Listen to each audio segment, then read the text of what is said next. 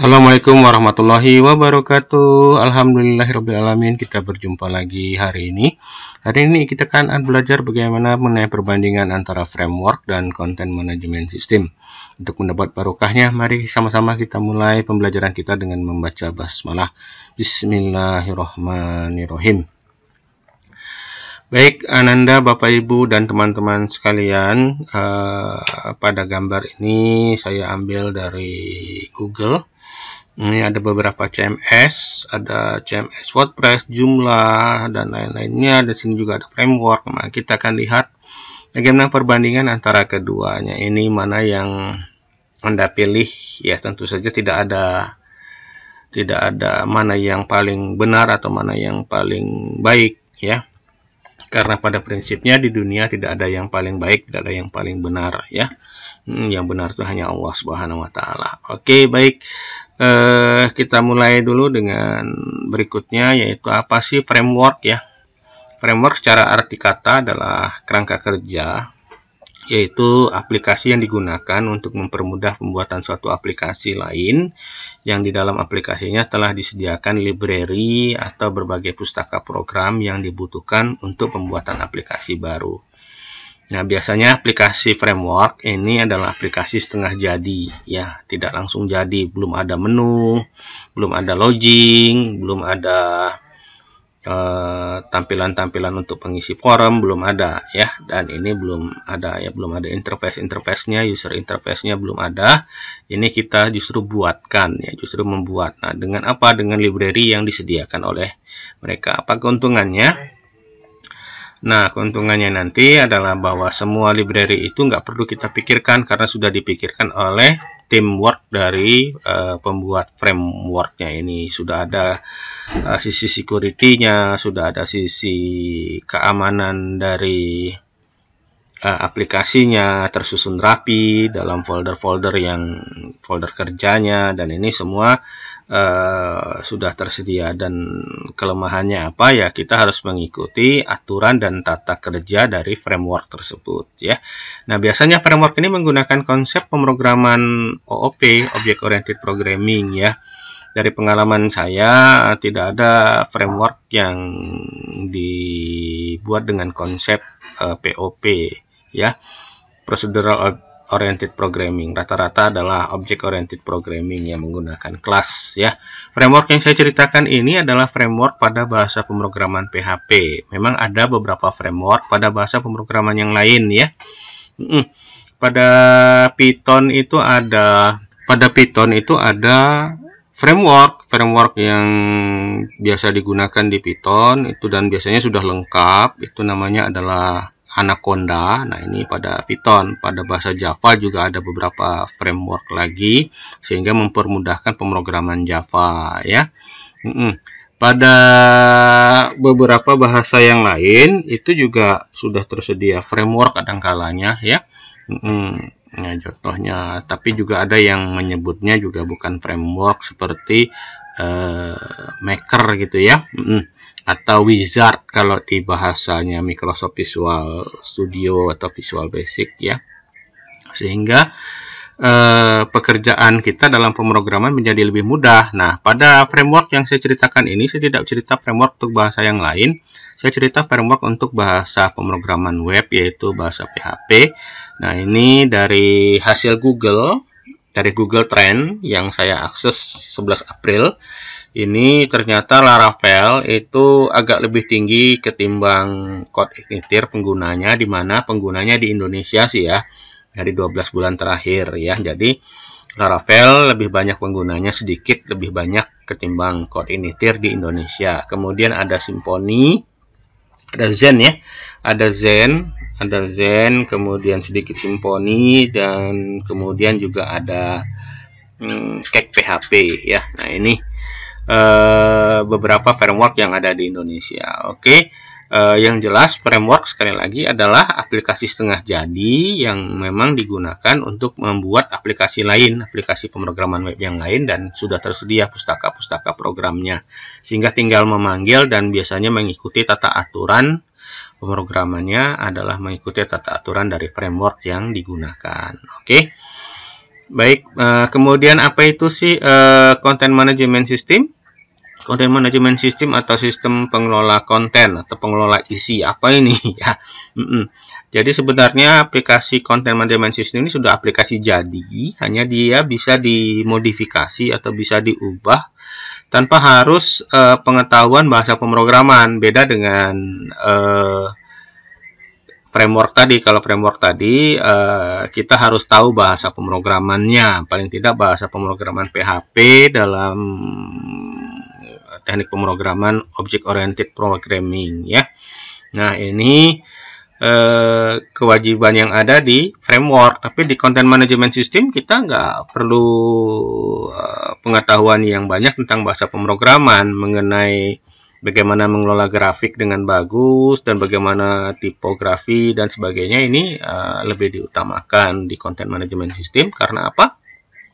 Aplikasinya sudah jadi, hanya kontennya itu bisa dipakai untuk yang lain. Kebanyakan content management system ini dipergunakan untuk news atau berita ya sih, tapi bisa dilakukan untuk apa? Membuat aplikasi profil perusahaan, penawaran jasa penawaran barang atau periklanan dan sebagainya.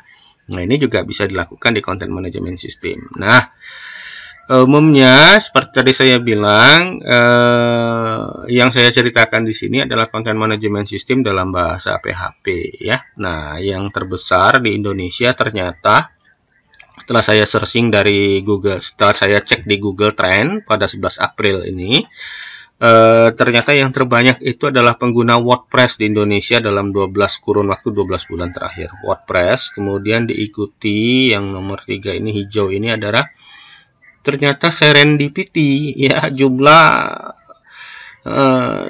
malah sedikit di atas Drupal paling bawah ya. Jadi tingkatnya demikian. Saya cek dari Google Trend ya, dari trennya. Jadi Serendipity, jumlah dan Drupal ya, setelah WordPress. Oke. Ada beberapa sih bentuk yang lain, CMS yang lain yang sudah jadi. Contohnya saja ya e-learning kita ya. E-learning kita itu adalah LMS khusus untuk penyediaan learning management system. Jadi sudah khusus hanya dipakai untuk learning management system. Terserah universitasnya mana, lembaga pendidikannya apa. Nah, itu termasuk dalam content management system khusus, yaitu khusus untuk apa? Untuk learning management system. Nah, CMS yang saya bilang ini biasanya umum. Mau dijadiin LMS bisa ya, tinggal dimodifikasi ya, tinggal tekniknya kayak apa. Nah, ini juga ya. Nah, beberapa juga ada yang menyatakan bahwa content management ini, sistem ini dicampur adukan dengan namanya, dengan konsep disebut dengan web builder. Nah, ini salah. Web builder tidak sama dengan content management system, di mana web builder itu biasanya lebih fokus kepada pembentukan, mempercepat pembuatan website saja, di mana kita tinggal biasanya sifatnya tinggal next saja, atau drag dan drop ya, melakukan drag dan drop dari komponen yang sudah disediakan, dan kita tidak bisa berkreasi. Kalau di CMS masih bisa berkreasi dan bisa ditambah dengan plugin yang lain atau tambahan-tambahan program yang lain yang bisa dibuat atau didapat dari pasar plugin dari content management systemnya ya. Nah, yang terbesar, salah satunya yang terbesar saya cek di dunia masih WordPress ya. Baik, itu pembelajaran kita mengenai perbandingannya tadi. Nah, sekarang tinggal milih nih, bingung ya, pilih mana sih, framework atau CMS? Oke, Bapak Ibu dan teman-teman sekalian, jangan lupa sebelum kita lanjutin, yang belum subscribe dulu. Yang sudah subscribe, saya doakan semoga selalu mendapatkan barokah dan rahmat dari Allah Subhanahu wa taala. Baik, Bapak Ibu dan teman-teman dan serta rekan-rekan mahasiswa sekalian, anandaku para mahasiswa, pilih mana ya? Nah, ini kalau kita nanti diminta memberikan keputusan apakah pilih framework atau CMS, nah maka lihat dulu ya. Nah, ini sesuaikan dengan keadaan dan kebutuhan. Nah, bila ternyata di lembaga kita itu sumber daya programmernya, ketersediaannya terbatas, kompetensinya kurang, maka jangan menggunakan framework ya, lebih baik menggunakan content management system ya. Dan biasanya Content management system tidak perlu pendanaan yang terlalu besar ya, dan biasanya ini juga dipakai kalau kurang tersedianya sumber daya programmer ya, dan tidak terlalu kompleks kebutuhannya ya, tidak terlalu kompleks karena sudah tersedia beberapa framework khusus lainnya seperti Accurate, seperti beberapa aplikasi accounting yang ada itu juga sudah tersedia, itu CMS juga ya, CMS khusus untuk akuntansi, untuk penjualan ya. Beberapa juga sudah tersedia lagi seperti Abante untuk toko online ya, dan lain-lain sebagainya. Nah, itu kebutuhan dari CMS. Jadi nggak perlu pemrograman, tinggal mengelolanya saja ya. Nah, ini lihat video-video saya terdahulu mengenai beberapa CMS yang sudah ada ya. Jadi kalau misalnya kebutuhannya kompleks ya, ada seperti di Universitas Muhammadiyah Bengkulu, butuh sistem informasi akademik, butuh penambahan-penambahan yang lain. Nah, ini nggak bisa pakai content management system. Dia justru butuh sumber daya programmer yang lebih baik ya, maka butuh framework ya. Kenapa juga pakai framework? Salah satunya pakai framework ini supaya pola pikir dari programmer satu dengan programmer lain tersatukan. Karena tersatukan di mana? Tersatukan di framework ya. Tinggal frameworknya ya dimodifikasi, dan memang itu lebih baik karena setiap framework itu ada proses update-nya dan bisa dimodifikasi kok ya. Oke, baik. Ini ya, jadi pemilihan minatnya seiring waktu 12 bulan terakhir di Indonesia ini ya, memang yang terbesar adalah CMS ya, karena ternyata nampak di sini bahwa ketersediaan sumber daya programmer di Indonesia masih kurang ya. Nah, ini suatu kesempatan buat Ananda semua para programmer untuk menawarkan jasanya sebagai programmer, karena apa, masih kurang ternyata di Indonesia programmer-programmer yang handal ya. Nah, ini nampak di sini dari Google Trend, saya akses 11 April ini, 11 April 2021, di 12 bulan terakhir ini ternyata framework lebih kurang diminati ketimbang CMS. CMS lebih banyak walaupun agak menurun, sama-sama menurun ya, tapi di sini rata-rata memang dari rata-ratanya di sini nampak bahwa CMS sedikit lebih banyak digunakan orang Indonesia ketimbang framework ya. Tapi coba cek nanti di dunia ya, bagaimana di dunia trennya, bagaimana framework atau CMS ya. Oke, nanti perhatikan. Baik, kita lanjut. Framework dan CMS pada hosting provider. Nah, hosting provider itu apa? Hosting provider itu adalah penyedia jasa hosting. Jadi kalau lembaga, institusi, atau teman-teman semua yang tidak punya komputer yang bisa hidup 24 jam dan tidak ada koneksi internet yang full, yang bisa dedicated, maka jalan termurahnya adalah menggunakan jasa hosting provider. Ini bisa lebih menghemat ya, bisa lebih menghemat karena apa? Tidak perlu server sendiri, servernya di jasa hosting ya, jadi tinggal nyewa saja ya. Bisa 4 juta sebulan, nah itu udah cukup lah, itu 4 juta sebulan, maaf, 4 juta setahun atau 5 juta setahun itu udah cukup, itu untuk suatu universitas ya. Dulu waktu baru-baru di Universitas Muhammadiyah Bengkulu menggunakan aplikasi online, dulu menggunakan jasa hosting ya, Nah, begitu juga teman-teman yang lain di universitas atau di lembaga-lembaga lain, kalau memang tidak punya server sendiri ya, kita menggunakan jasa hosting. Nah, sekarang seperti Universitas Muhammadiyah Bengkulu sudah punya server, maka ya tidak perlu, tinggal menginstal aplikasinya. Nah, biasanya kalau di hosting provider, framework dan CMS ini disediakan oleh providernya dalam bentuk apa? Dalam bentuk Softacolos di cPanel atau cPanelnya, atau di Vistapanel ya. Nah, di Vistapanel. Nah, ini ada kalau di UMB menggunakan Vistapanel ya, yang gratis ya, cPanel lebih bayar. Oke, kemudian juga perhatikan bahwa tidak semua jenis hosting itu tersedia frameworknya, tergantung dari sewanya ya. Nah, biaya hosting sudah termasuk dalam penggunaan framework dan CMS. Baik, itu mengenai ini tampilan Softacolos. Jadi ini tinggal milih ya, mau apa, mau portal CMS, mau framework ya, ada framework di bawah, ada project management. Nah, ini semua adalah beberapa CMS yang ada, dan juga ada beberapa aplikasi framework, yaitu di bawah-bawah ini ada framework ya, ada framework ya. Oke. Ini tampilan Spectaculos di cPanel, kemudian juga ini tampilan Vista Panel, tinggal milih juga ya, tinggal statistiknya apa, aplikasinya apa bisa diinstal ya. Beberapa Vista Panel yang lain itu bisa kita lihat di contohnya nanti Ananda dan teman-teman sekalian bisa lihat di bedhost.com atau di provider-provider hosting yang ada seperti Hostinger dan lain-lain, Zero Web Host, ya itu juga ada menggunakan Vista Panel ya. Oke.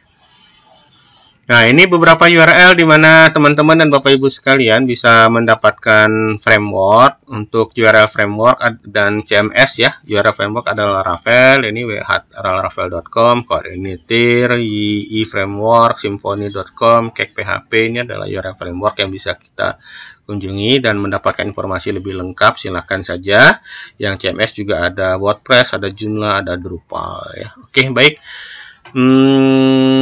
Itu contoh beberapa URL CMS-nya bisa dikunjungi. Nah, sekarang praktikum. Mari saatnya kita praktikum. Kita akan coba praktikum di sini framework Coordinator dulu ya. Nanti sebagai tugas buat Ananda para mahasiswaku, silakan coba nanti Anda instalkan framework Laravel, YI, dan beberapa CakePHP serta Symfony ya. Nanti kita akan bagi dalam beberapa kelompok aja. Oke, baik. Kita coba download Coordinator nanti, kemudian aktifkan Apache servernya ya. Nanti diekstrak hasil downloadnya tadi ke folder htdoc-nya. Lihat hasilnya di browser dengan mengunjungi ini ya. Nanti browser, jangan lupa namanya CI. Oke, nah baru karena dia setengah jadi, nanti kita akan belajar bagaimana mengkonfigurasi frameworknya supaya terkoneksi ke database, terkoneksi ke lain-lain library yang dibutuhkan ya. Ada model, nanti kita buatnya bukan T1 ya, kalau model T1 enak banget nih. Ya, oke, ada model, ada view, ada controller, ini sesuai kebutuhan aplikasinya nanti. Ini kita praktikumkan.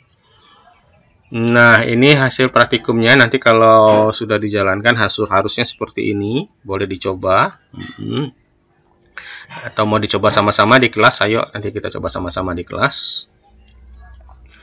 Ini praktikum CMS. Nanti kita download frameworknya dari sini. Jadi mau di-download dulu. Ya, nanti kalau nggak ada akses internet, copy deh dari hasil download saya. Nanti siapkan flash disk ya. Boleh di-copy. Atau Anda copy di rumah dulu boleh. Silakan aktifkan server Apache-nya, ubah folder di dalam dibuat namanya folder baru ya. Menjadi WP, diekstrak di sana CMS-nya. Kemudian dikunjungi ya, ikuti tahapannya dari mulai yang tahap kelima ini, milih bahasa. Kemudian memilih proses instalasi, buat database-nya dulu dengan PHPMyAdmin, contohnya kuliah 4, nama database-nya cuma buat aja tabelnya, nggak usah dipikirin. Kemudian mulai mengkonfigurasi database-nya, diisi nama database-nya tadi, nama penggunanya apa ya, kalau nggak ada sandinya dikosongi sandinya ya, root saja, kalau ada ya diisi ya. Oke. Host basis datanya biarin localhost ya. Prefix tabelnya kalau nggak diganti namanya WP, kalau sudah tinggal klik kirim. Maka masuk ke tahap ke-9 yaitu menjalankan pemasangan, tinggal diklik saja oke, track jalan, tunggu beberapa saat, masuk ke tahap 10 ya. Nanti menentukan nama situsnya apa, misalnya ini contohnya blog web Hari Witriono, nama usernya apa, nama sandinya apa, atau tulisan sandinya apa, ini contoh aja ya. Kalau sudah nanti diinstal WordPress-nya, klik lanjutin tahap 11, nanti ini di bagian akhir selesai ya, berhasil. Nama penggunanya ini, nah sandi tinggal masuk, klik langsung masuk ke sini atau kunjungi alamatnya ya, di localhost atau apa ya, kalau di localhost ya. Nah, tinggal jalanin, masukin usernya. Nah, kalau sudah tinggal masuk dan inilah hasilnya nanti masuk ke dalam dashboardnya. Halaman dashboard ini halaman pengaturannya. Di sini ada halaman pengaturan post itu berita-berita atau artikel-artikel ya. Kemudian ada pengaturan media apa yang akan diupload, foto, gambar dan lain-lainnya, atau dokumen ya, dokumen lain. Ini bisa diatur di media. Kemudian ada laman itu halaman-halaman menu atau halaman-halaman yang akan ditampilkan di website. Bisa diatur di menu di tampilan ini, nanti di tampilan itu nanti di plugin atau di menu ini ada pengaturan penggunanya, ada berapa ya, dilakukan sebagai apa, tingkatannya itu nanti di pengguna, dan ada lagi yang lain-lainnya. Oke. Ini udah jadi ya, jadi tinggal jalan. Inilah CMS, jadi udah jalan, nggak payah kamu mikirin atau kita mikirin gimana mengatur layoutnya, ini nggak usah karena sudah tersedia ya. Beda dengan framework tadi masih mentah banget ya, masih mentah ya, tinggal dibuat aja, jadi barang setengah jadi lah gitu kalau di barang ya. Oke, ini dia sampai sini, kita mulai praktikumkan yuk.